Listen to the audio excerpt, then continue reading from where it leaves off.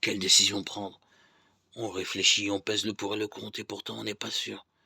Il semble qu'il y a un voile devant nos yeux qui nous empêche d'avoir du discernement. Beaucoup de personnes vivent des situations difficiles, sont accablées par les soucis et les problèmes, et n'entrevoient aucune issue. C'est comme si un voile les empêchait de regarder l'avenir avec joie et espérance. Et quand il s'agit de mourir et de ce qui vient après la mort, la majorité des gens sont complètement dans l'aveuglement. Un grand nombre de personnes ont comme un voile devant les yeux qui gêne le regard sur le passé, le présent et l'avenir, ainsi que sur leur prochain, sur elles-mêmes et surtout sur Dieu.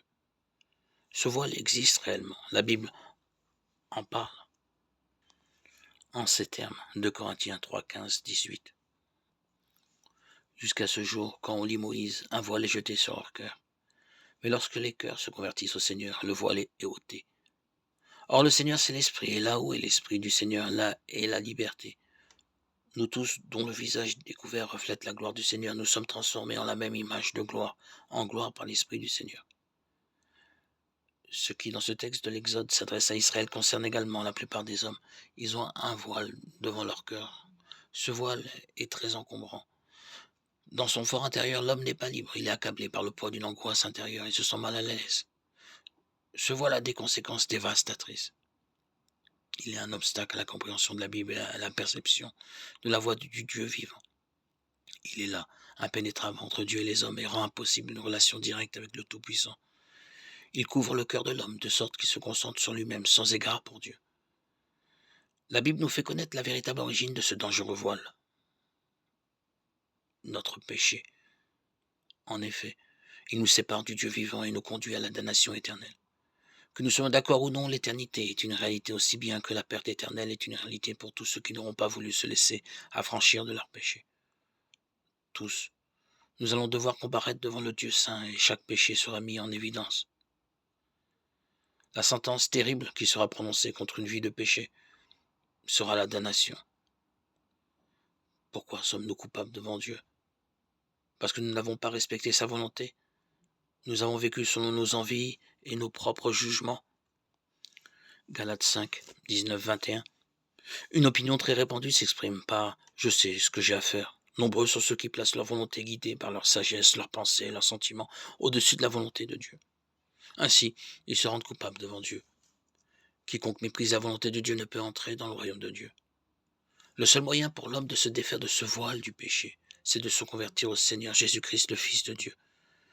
Quiconque se convertit sincèrement vivra la nouvelle naissance.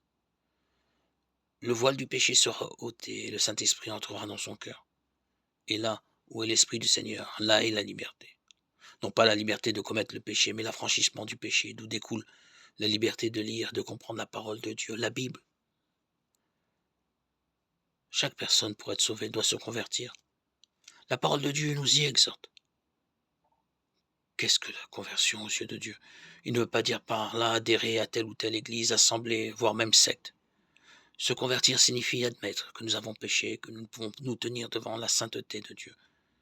Reconnaître que par nos propres forces, nous sommes incapables d'ôter ce voile du péché, mais que nous avons besoin d'être délivrés. Croire de tout cœur au Seigneur Jésus-Christ en lui confessant tous nos péchés, en lui demandant de nous purifier, de nous en libérer, et en lui confiant notre vie entière. Le Fils de Dieu a donné sa vie sur la croix à cause de nous. Il est ressuscité, il vit. Seul le sang de Jésus nous purifie de tout péché. Se convertir consiste à se tourner entièrement vers notre Seigneur Jésus-Christ, à lui remettre sincèrement notre vie. Quiconque se convertit reçoit la nouvelle naissance. Le Fils de Dieu ôte le voile de notre péché, nous accorde une nouvelle vie. Désormais, nous sommes en profonde relation avec le Dieu vivant. Il nous fortifie, il nous garde, il nous aide et nous relève. Il nous montre le bon chemin lorsque nous traversons des situations difficiles. Il nous porte et nous rassure dans les périodes de détresse et de souffrance, et nous pouvons jour après jour goûter sa présence et contempler sa gloire. Notre cœur est rempli de paix, de joie, de tranquillité, d'assurance. Rien ni personne ne peut nous séparer de l'amour de Dieu en Jésus-Christ. Romains 8, 35, 39.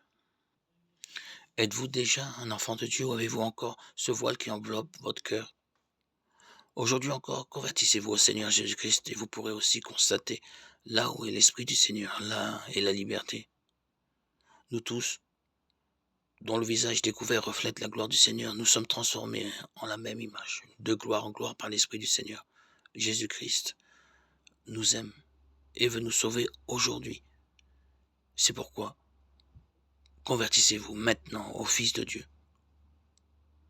Comment dois-je donc me décider? Il faut lire la Bible et prier le Seigneur Jésus-Christ. Par son Esprit Saint, il nous indiquera clairement la bonne décision à prendre dans notre situation actuelle. Faisons-lui confiance.